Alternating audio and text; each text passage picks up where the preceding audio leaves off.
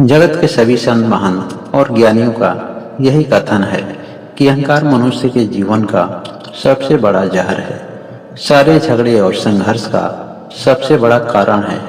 हम सभी लोग इस बात को अच्छी तरह से जानते भी हैं, लेकिन अगर हम जानते हैं तो फिर अहंकार से हमें मुक्ति क्यों नहीं मिल पाती है। इसका कारण यह है कि अहंकार हमारे अंदर एक ऊर्जा का संचालन करता है, जिसकी वजह से हम अपने जीवन में नए नए कार्य करते हैं। कभी कभी तो हम बहुत बड़ी बड़ी चुनौतियों को भी स्वीकार कर लेते हैं। क्या इसका मतलब यह है कि अहंकार अगर नहीं होता तो हम अपने जीवन में कभी आगे नहीं बढ़ पाते? ऐसे लोगों की गलतफहमियां हैं कि क्योंकि हम अपने अंदर के अहंकार को देख ही नहीं पाते हैं। हम अपने अंदर के अहंकार को या तो आत्मविश्वास का नाम देते हैं या फिर क्रोध का नाम देते हैं। उसकी उत्पत्ति का सबसे पहला कारण है जब हमारे सामने कोई अहंकारी व्यक्ति आता है तो उसकी वजह से हमारे अंदर का अहंकार जाग जाता है।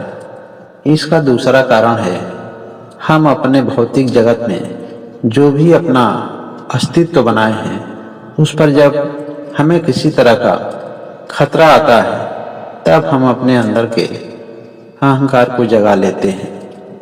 हम अपने जीवन में जो भी सत्ता या संपत्ति अर्जित किए हैं, अगर उस पर किसी तरह का खतरा आता है तब हमारे अंदर का अहंकार जागता है।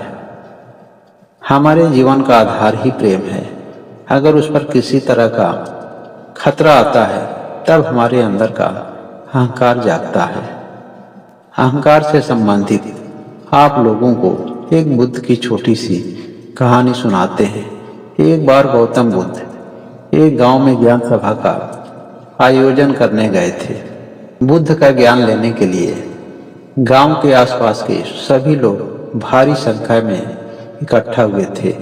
एक दिन जब गौतम बुद्ध ज्ञान की चर्चा कर रहे थे, उसी समय उसी क्षेत्र का एक धनी सेठ चंद बुद्ध के सामने प्रस्तुत हुए और उन्हें प्रणाम करते हुए बुद्ध को कीमती उपहार प्रस्तुत किया।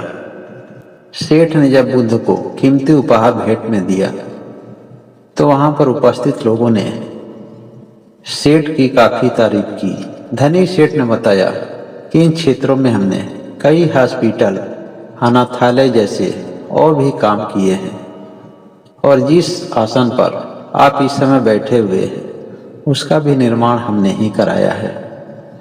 गौतम बुद्ध ने सेठ की इन सभी बातों को बड़े ध्यानपूर्वक सुन रहे थे। सेठ ने अपनी पूरी बात कह ली और कहने के बाद गौतम बुद्ध से जाने की आज्ञा मांगी। जब सेठ जाने लगा तो बुद्ध ने कहे कि जो साथ में लेकर आए हैं वह मेरे पास छोड़कर जाइए।